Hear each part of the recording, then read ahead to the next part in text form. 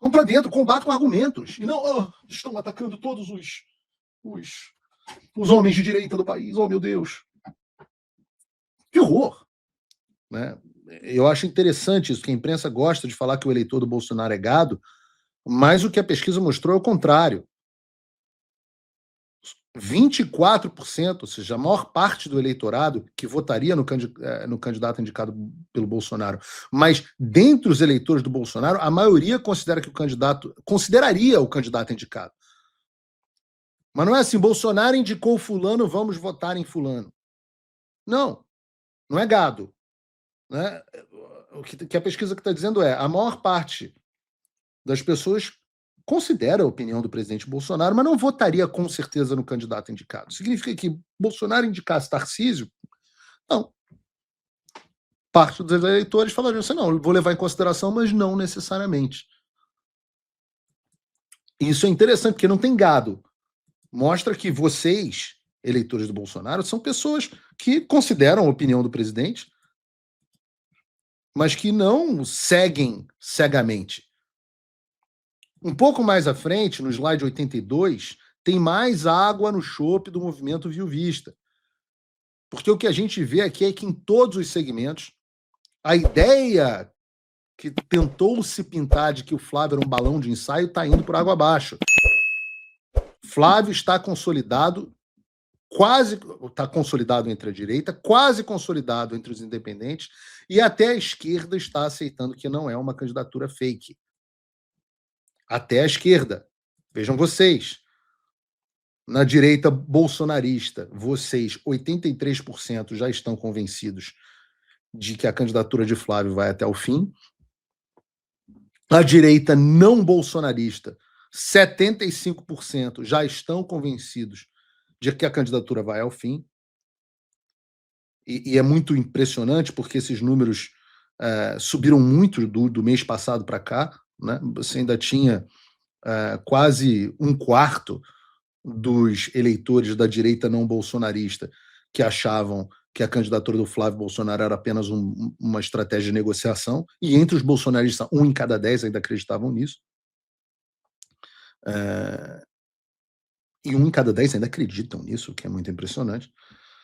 E entre os independentes, ou até entre a esquerda não lulista, eles estão percebendo que a candidatura do Flávio Bolsonaro não é, como tentou vender a Globo News a vocês, um balão de ensaio ou uma estratégia de negociação. E eu acho que isso é, de novo, desconexão das pessoas que acham que ainda tem volta para a candidatura do Flávio. Só pode estar de brincadeira alguém a essa altura do campeonato achar que o Flávio não está concorrendo para valer. E o Constantino, eu falei com ele hoje, às vezes vocês acham que tem brigas gigantescas na direita? Não tem, pode ter pontos de vista diferentes, mas não necessariamente tem brigas.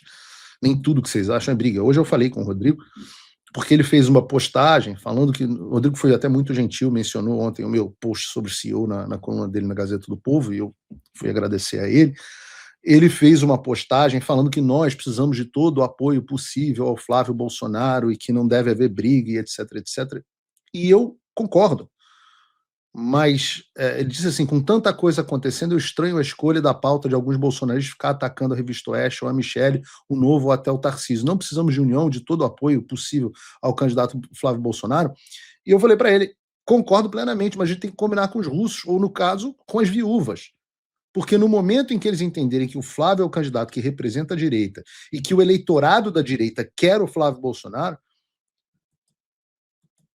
aí nós teremos apoios mais entusiasmados. Ninguém pode negar que até hoje, e eu tive essa conversa com o governador, até hoje, até este momento, e a gente vai falar sobre isso no programa de hoje, o apoio do governador Tarcísio ao Flávio não tinha sido explícito e entusiasmado.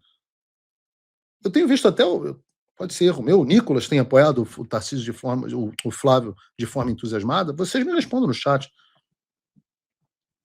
Não sei, uma pessoa que tem tanta força nas redes sociais. A própria primeira-dama Michele não viu o apoio entusiasmado dela ao enteado. E essas pessoas estão muito chateadas de terem sido atacadas. Eles usam o termo atacado. Eu acho que usar o termo atacado. Deixa eu deixar uma coisa aqui muito clara. E eu nem vou me meter nessa treta de Alan com Michele do ponto de vista. Tem muito mais coisa para desembrulhar ali. Mas vamos concordar e não nos comportarmos como esquerdistas? Porque ontem eu vi a Ana Paula dizendo que eu estava insuflando, sei lá, estimulando as pessoas contra o Oeste. Linguajar do Alexandre de Moraes, linguajar do processo da PGR e do Alexandre de Moraes contra mim. Esse termo ataques, as pessoas estão atacando. Vou explicar uma coisa para vocês. Ataque é eu te dar um tiro, um soco. Isso é um ataque.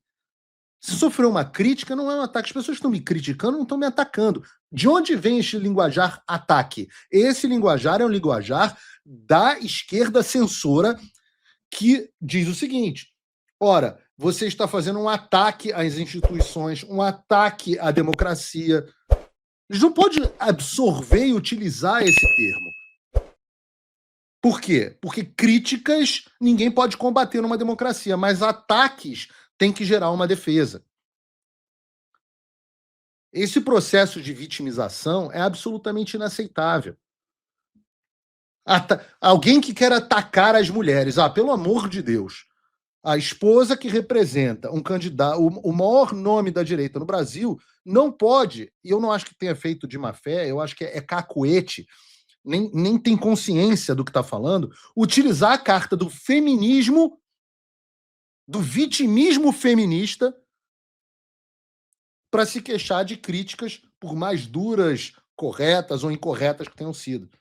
Não dá, a gente não pode aceitar essa linguagem, porque linguagem importa. A esquerda controla a linguagem para nos controlar. E aí, olha que loucura, nós estamos absorvendo o vocabulário e o comportamento, e o cacuete de comportamento da esquerda para resolver os nossos problemas internos. Que bosta! Professor Olavo de Carvalho deveria estar como nesse momento? Não é possível. E esse que é o problema. As pessoas têm que ter um certo anticorpo. Não se jogue como vítima. Não há ataque. Ser mulher não é nenhum privilégio e não te impede de ser criticada. Ser uma revista não te impede de ser criticada. Porra, imagina se eu fosse... Meu Deus, estou sendo atacado. Porra, as pessoas estão falando os maiores absurdos de mim o tempo inteiro. E, porra, vamos para dentro. Vamos para dentro, combate com argumentos. E não, estão atacando todos os homens de direita do país. Oh, meu Deus. Que horror. Que horror. Agora, união em torno do nome do Flávio. É claro, temos que ter, no momento em que todos abraçarem a campanha do Flávio, serão muito bem-vindos e haverá uma união enorme. Mas enquanto se comportarem como adversários, serão tratados como adversários. E é muito fácil de resolver isso. Michele não quer mais ser criticada. Simples. Eu falei isso para o próprio governador Tarcísio. Assim, um tweet. Para tirar qualquer dúvida, Flávio Bolsonaro tem o meu apoio integral na campanha presidente para 2026. Pronto. Acaba com todo o assunto da Folha, do Metrópolis, do Globo, do que quer que seja a respeito desse assunto. Michele pode fazer esse tweet, Flávio pode fazer esse tweet, Nicolas pode fazer esse tweet, acabou. Aí todo mundo fica unido. A Oeste pode mostrar a posição editorial. O desafio que eu fiz ontem até agora não foi cumprido. Né, quando eu perguntei qual era a posição editorial do Oeste para Ana Paula, ela virou e falou assim: não, a Oeste é o Partido Republicano sem os rhinos. Meu Deus, que diabos é isso? Como é que alguém vai entender uma posição editorial dessa? Nem eu, que sou analista de política americana, entendi. Assim, qual é a posição do Oeste no Brasil? Qual é a posição do Tarcísio no Brasil? Vou botar um vídeo com a posição do Tarcísio no Brasil hoje. Qual é a posição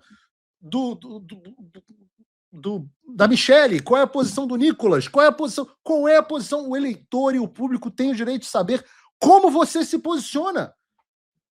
Seja você um veículo de imprensa, seja você um político. É alguma coisa absurda que eu estou falando aqui? E quando essa posição se tornar clara e não mais dúbia, eu tenho certeza que se as pessoas estiverem de fato com o Flávio, todo mundo vai ser acolhido de braços abertos. E o tweet, o post que o Constantino fez, de novo, a gente conversou numa boa sobre isso, será respondido. E o assunto está resolvido, está tratado. Não tem como o Flávio resolver esse problema, não tem como o Alan resolver esse problema. E, de novo, volto a dizer aqui, eu não gosto nem de ficar abrindo bastidores, mas eu não tenho falado com o Alan. Não tenho falado com o Alan. Nós temos divergências profundas, difíceis de serem resolvidas. Mas não vou deixar de dizer que, nesse ponto, não vou deixar de ser correto aqui. Nesse ponto, a forma da reação à crítica que ele fez, e eu não vi a crítica dele, é uma forma feminista.